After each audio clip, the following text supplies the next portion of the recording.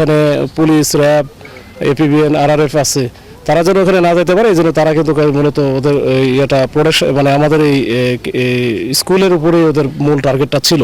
সীতাকুণ্ডের জঙ্গল সলিমপুরে আলীনগর এলাকায় গভীর রাতে র্যাবের ক্যাম্পে অতর্কিত লক্ষ্য করে গুলি চালায় সন্ত্রাসীরা। পাশাপাশি বুলডোজার দিয়ে গুড়িয়ে দেওয়া হয় দেয়ালসহ বিভিন্ন অবকাঠামো। রবিবার 24শে মে দিবাগত রাত 1টার দিকে এই ঘটনা ঘটে বলে জানান র্যাব 7 চট্টগ্রামের অধিনায়ক লেফটেন্যান্ট কর্নেল হাফিজুর রহমান। তিনি বলেন, সন্ত্রাসী ইয়াসিন বাহিনীর সদস্যরা র্যাবের ক্যাম্প লক্ষ্য করে এলোপাথারিভাবে গুলি ছুটতে থাকে। আত্মরক্ষার্থে র্যাব সদস্যরাও পাল্টা গুলি চালায়।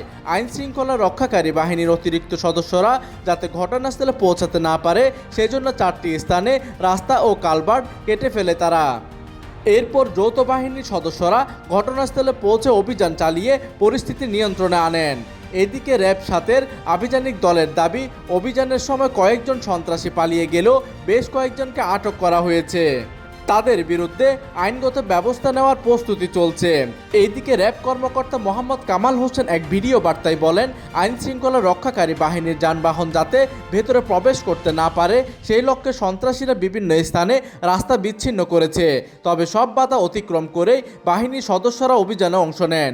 রাস্তা কেটে ফেলায় ঘটনাস্থলে পৌঁছাতে কিছুটা বিলম্ব হলেও নির্দিষ্ট স্থানে গাড়ি রেখে পায়ে হেঁটে অভিযান পরিচালনা করা হয়। এদিকে 2003 সাল থেকে একটি চক্র সরকারি নিয়মকানুন উপেক্ষা করে অবৈধভাবে জমির কাগজ তৈরি, জমি দখল ও হস্তান্তরের কার্যক্রম চালিয়ে আসছিল। পরিস্থিতি এমন ছিল যে সাধারণ মানুষ তো দূরের কথা, পুলিশ ও অন্যান্য আইন শৃঙ্খলা বাহিনীও এলাকায় প্রবেশ করতে ভয় পেত। এর আগে ওই এলাকায় 4বার অভিযান চালানোর চেষ্টা করা হলেও সফল হওয়া যায়নি। এবার 5মবারের মতো অভিযান চালিয়ে যৌথ বাহিনী সফল হয়েছে। প্রতিনিধির তথ্য ও পাঠানো চিত্রে ডেস্ক নিউজ, দিগন্তের বার্তা 24, চট্টগ্রাম।